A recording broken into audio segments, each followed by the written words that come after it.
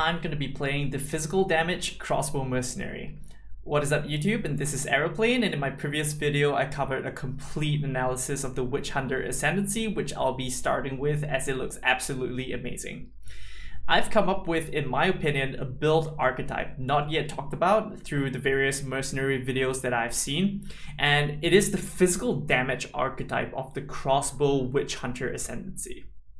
First and foremost, why physical damage?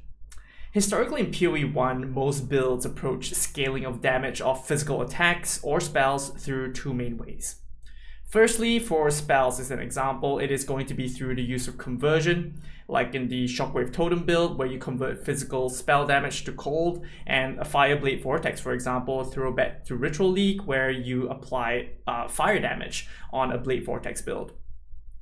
Secondly, ever since the introduction of the Inversion Elemental Mastery, tri-elemental attack builds have been extremely popular and the meta staple for any attack build.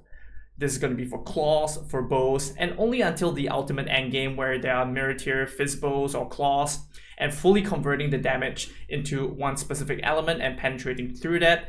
Once again, that is still back to the first example.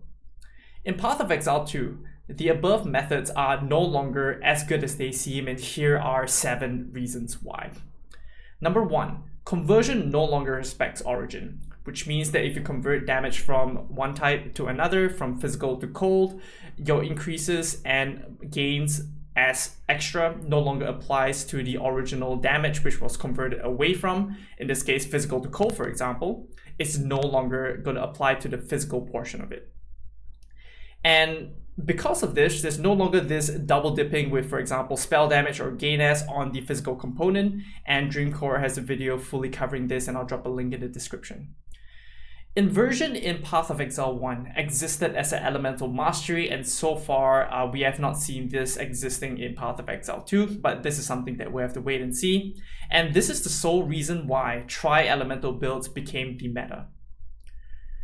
Elemental penetration no longer goes below 0, putting it on par with monster physical damage reduction, which historically in Path of Exile 1 could only go to 0, and that is why elemental builds are generally much more favored over physical variants, because sources of Crush and Overwhelm can only reduce the physical mitigation to 0. And with that no longer being the case, there is no longer a strong reason why elemental should be the go-to approach when it comes to converting physical attacks or spells. Number 4, armor break is introduced, which I'm speculating can potentially reduce the enemy's physical mitigation to 0. I'll cover a little bit more later on with a full analysis of armor break. Explode on Witch Hunter Ascendancy is physical, which should also scale with the physical debuffs applied to the enemy, as well as other sources of increased physical damage scalers in our build, which we don't convert. And because of this, we're able to scale our clear through the Explode of Witch Hunter, which should be affected through all the other methods that we are scaling. Number 6. Conversion requires investment, and that is through 3 main methods: affixes on gear, passive points on tree, or skill gems to be able to fully convert. And achieving the main benefits of elemental conversion through resistance reduction and penetration is no longer a huge boon, as we have talked about earlier. Lastly, we have seen how important life recovery is in Path of Exile 2, and through a very medium core game where you can break your maps on your atlas and dying is fairly detrimental, single life loss will be a problem through very prolonged boss encounters. And so far, all sources of life leech have been teased to be physical damage leech from glove affixes or through leech through skill gems. I've currently not seen many other ways of leeching from elemental sources, if I've seen any at all, and here are just some examples of how you can leech. All that being said, I hope that's a compelling enough reason why I'll be going the physical damage archetype and why maybe you should try it out. Next up, I'll be covering more into my analysis of armor break, which has not had much discourse yet. And here are some theories that I've come up with. Every monster has an arbitrary armor value. Jonathan has mentioned that there are heavily armored monsters in one of the videos, and in one example, a boss has around 2,300 armor broken before it has the armor break debuff applied to it. In another example, this white mob here has its armor instantly broken when hit, which shows a variation in the amount of armor across the different types of monsters. Secondly, the armor break debuff reduces physical damage mitigation of monsters from whatever value they have to 0. And that is a complete theory on my part, and assuming that the scaling of armor follows the same way as Path of Exile 1, the graph will be an exponential scaling number as we reduce its armor. Upon the trigger of the armor break, as the third point, enemies have 0 physical mitigation, and this assumes no inherent physical damage reduction through in Path of Exile 1, things like increased PDR or endurance charges. And what we have seen so far, which are proven, is going to be that armor break is duration based. We have seen the newly leaked Atlas passive notables, which show that we can increase the armor break duration, and that is proving that it is duration based. And fifth is going to be that armor break is not consumed by high velocity round if the armor is not broken, which we have seen in this video. With all that being said, the following is going to be how I'll be approaching my first character, and that's the physical variant of the Crossbow for the Witch Hunter on launch. Before I jumped into it, I just want to add a few disclaimers that firstly, we have not seen any build enabling uniques. We have not seen all the available uniques, the hundreds of uniques available, and this could create a build which is build defining. And until we see those, we are going to stick to what we have got and we'll pivot where necessary. Secondly, the passives on the tree could enable special archetypes. There are a lot of passive released, but not all of them have been released yet, so we'll have to see. And lastly, skill gems play a huge role in skill combinations, and we have not seen the reveal of the damage numbers, the damage types of ballistas, and some of the crossbow, lightning crossbow archetypes yet. With that out of the way, let's jump into the skill combinations and weapon swaps that could maximize our damage, and that's going to be as follows. For clear, I imagine that we'll be applying armor break through the use of armor piercing rounds. And for single target, that's where we'll be using a mixture of grenades as well as high velocity rounds to deal increased damage for single target. Conceptually, the skill rotation will look as follows. I run and gun with armor piercing rounds, bang, bang, bang, bang, bang, bang, bang, minus the armor, and from there, when the armor is broken, it applies the debuff on the monster. That is where we'll throw our cluster grenades, which will be 80% physical, and then use our 100% physical high velocity rounds to be able to remove armor break and do 1.5 times damage. Grenades have quite a bit of cooldown, and especially with the GigaChat cluster grenades with a baseline of 10-second cooldown, we don't always have access to use that. With this rotation, applying debuffs, using it when available, also allows us to maximize the DPS of it when it is up, while still having access to other grenades when it is on cooldown. So maybe we can throw some explosive grenades, which are once again 80% physical as well. And essentially, what we'll be doing is maximizing the number of armor breaks per clip, because we don't want to waste time reloading and then trying to shoot more to break the monster's armor. And this is going to be a race to be the fastest time in which we can break armor and then go into our single damage rotation. Ideally, we want to be able to dish out the damage in the shortest time possible that we have seen, and we'll need to move a lot in these boss fights, making it very hard, and therefore we want to break the armor as fast as possible. And here's pretty much how it looks like in play.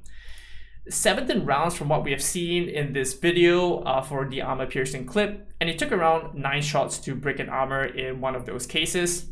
And for this boss, I've seen it to have around 2,300 armor before it is broken, and the weapon switch speed is about 0.15 seconds, and the reload speed is about 0.25 seconds. Of course, we could scale these numbers a little bit further, and this could look better or it could be worse depending on what's available or changed, but this is going to be very similar to the skill rotation which was teased, and we'll be adding grenades to this rotation for our single target. Here are the newly released passive skill tree notables that we have just seen released on the GitHub. And I'm just gonna show this real quickly. How we'll be pathing from league start is going to be as follows. We'll be going down all the way through the grenade notables, and that's going to be a no-brainer where we take Grenadier as well as cluster bombs to be able to have a significant increase to our damage when it comes to throwing grenades, especially early on. and then possibly pathing down to repeating explosives and reusable ammunitions if we don't need any defensive layers.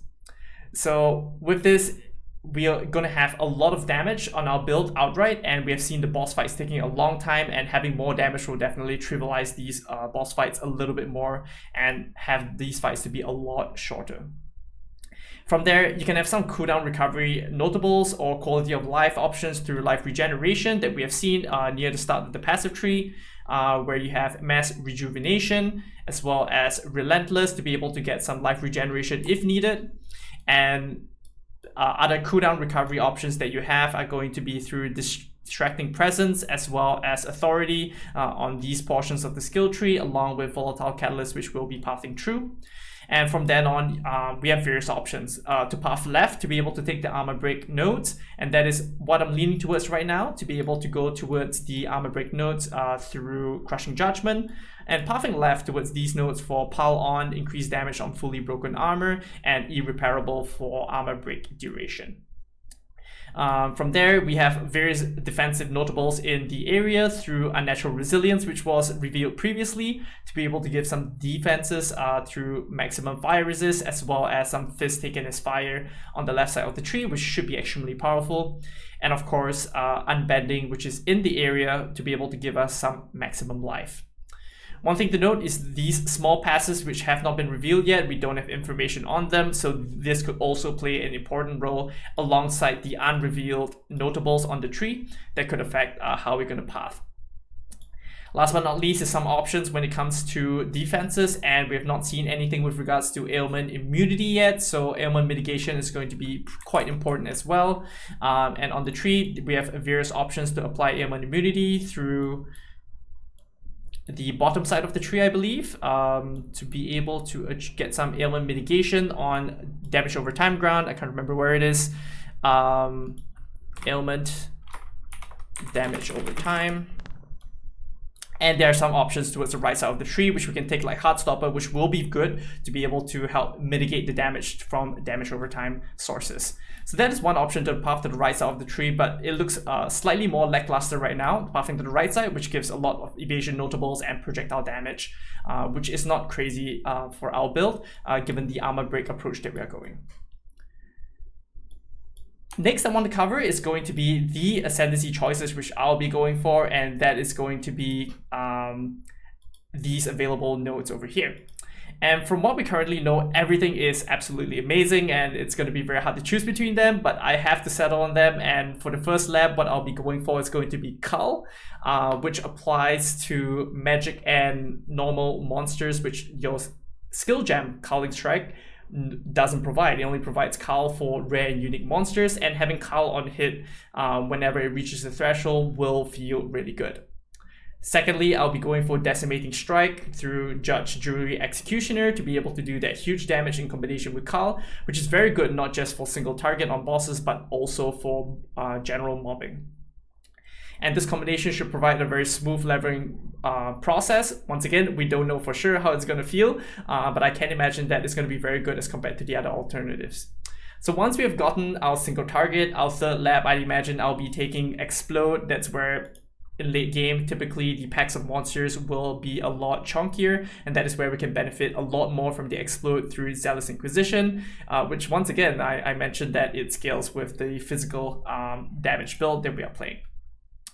Lastly, I think it could either be the weapon set skill, depending on how good the points of the tree are, or Obsessive Rituals for Elemental Ages with Sorcery Ward.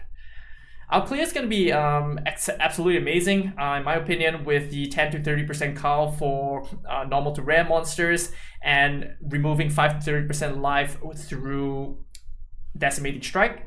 Will pair very well in combination with the Fierce Explode, giving us very good clear through Axe as well as maps, and this should be an all-round ascendancy. And as I mentioned in my previous video, when we go into pinnacle bosses, that kind of endgame content, we should spec out of our Explode because it does absolutely nothing on single target. Last thing I want to cover is how I'm planning to progress early on with regards to skill gems. From what I've seen on the videos, I've not played the early access or any form of the beta previously, so I don't know for sure, but I can imagine the standard gems for your added fire, cold, lightning gems will pair very well to increase your damage output early on. And Big Ducks has also mentioned that in the playthrough that Crossbow playstyle is very clunky, long reload speeds, but it does ramp up from X3. So I can imagine that once we take the notables that increase our damage a lot, they'll feel so much better. Explosive Grenade sounds a lot like one of the stronger jams to start with from what I've seen, and it's does play around with some tricky positioning as the grenades do bounce and roll around a little bit. So something like add a fire, less multiple projectiles to increase your coverage and damage could be very good. So I'll definitely be checking out the Gemling Legionnaire as we have not been fully spoiled of all the Ascendancy nodes available.